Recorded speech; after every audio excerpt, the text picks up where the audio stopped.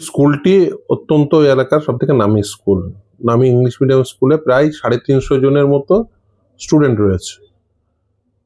একটি ইনসিডেন্ট ঘটে, সেই ইনসিডেন্টের সাপেক্ষে ওই অঞ্চলের যিনি অঞ্চল প্রধান তিনি এবং তার স্বামী এসে ওই স্কুলে গন্ডগোল করেন। পুলিশ আসে, পুলিশ এসে প্রিন্সিপালকে বলেন যে এই স্কুলটিতে তালা মারুন।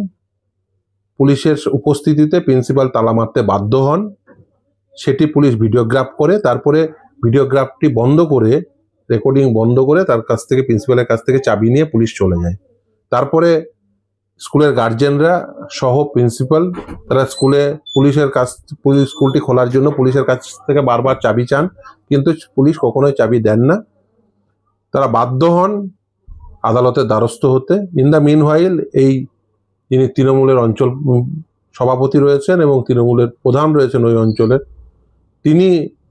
তারা উভয়েই স্বামী স্ত্রী তারা মিলে একটি স্কুল খোলার চেষ্টা করেন এবং এই সমস্ত গার্জেনদের ফোন করে বা কাউকে ব্যক্তিগতভাবে বলেন যে নতুন যে স্কুলটি তারা খুলছেন সেই স্কুলে ছাত্রছাত্রীদের ভর্তি করাতে চান এবং বলেন বিনামূল্যে এখন ভর্তি হবে, ফলে এই স্টুডেন্টগুলো তাদের স্কুলে চলে যাবে। এই উদ্দেশ্য নিয়েই তারা মূলত স্কুলটি খুলেছিলেন এবং এই স্কুলটিকে বন্ধ করার চেষ্টা করেছিলেন।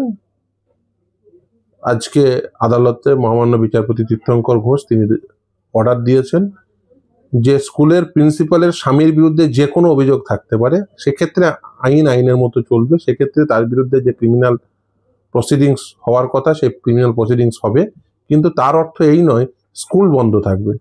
আমরা গার্জিয়ানরা মামলা করি যে বলি যে আমাদের ছাত্রছাত্রীরা, আমাদের ছেলেমেয়েরা যারা ওই স্কুলের ছাত্রছাত্রী তারা স্কুলে যেতে পারছেন না।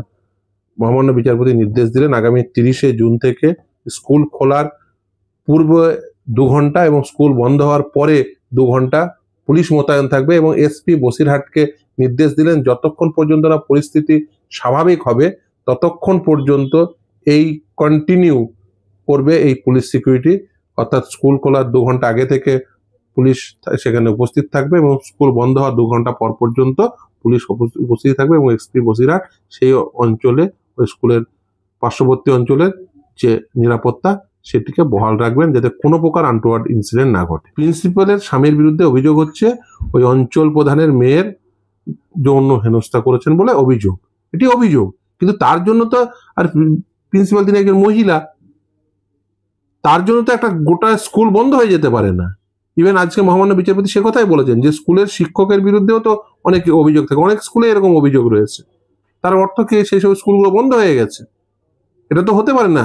স্কুলের প্রিন্সিপালের স্বামীর বিরুদ্ধে যদি কোনো অভিযোগ যদি তর্কের খাতিরে ধরেও নি যে সত্য, তারপরেও একটা স্কুল বন্ধ করে দেওয়া যায় নাকি? শুধুমাত্র তৃণমূলের অঞ্চল সভাপতি তিনি একটি নতুন স্কুল খুলছেন, স্কুল খোলার উদ্দেশ্যে আরেকটি স্কুলকে বন্ধ করিয়ে দিয়ে সেখানে স্টুডেন্ট সাপ্লাই করবে এবং তার জন্য তৃণমূলের অঞ্চল সভাপতি, তৃণমূলের প্রধান এবং পুলিশ তারা একে অপরের সঙ্গে হাতে হাত ধরাধরি করে এই সমস্ত প্ল্যান প্রোগ্রাম করে একটা স্কুলকে বন্ধ করিয়ে দেবেন, এটা তো চলতে পারে না।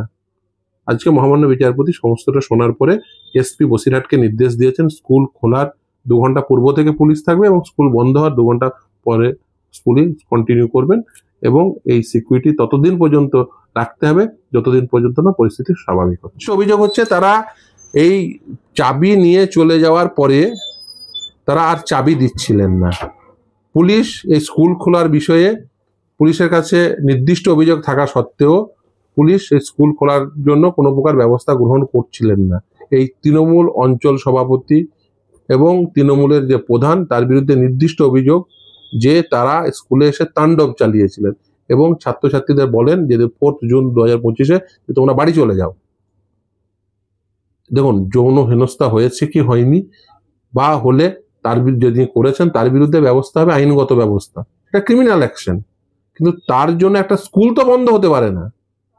স্কুলে 350 জন ছাত্রছাত্রী রয়েছে, যারা মামলাকারী তারা হচ্ছে স্কুলের গার্জেন, ওই ছাত্রছাত্রীদের গার্জেন, তারা তাদের সন্তানেরা স্কুলে যেতে পারবেন না, তারা তো ওই স্কুলের প্রিন্সিপালের উপর রিলায়েন্স রাখছেন, আস্থা রাখছেন, আর যার বিরুদ্ধে অভিযোগ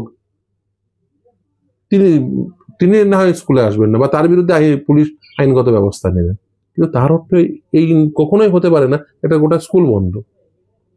আসলে মূল উদ্দেশ্য হচ্ছে এই স্কুলটিকে বন্ধ করিয়ে দিয়ে ওই অঞ্চল সভাপতি এবং তৃণমূলের যিনি প্রধান তিনি একটি নতুন স্কুল খুলছেন, সেখানে তাহলে স্টুডেন্টগুলো একসঙ্গে পেয়ে যাবেন। আসল উদ্দেশ্য হচ্ছে সেখানে স্টুডেন্ট সাপ্লাই করা।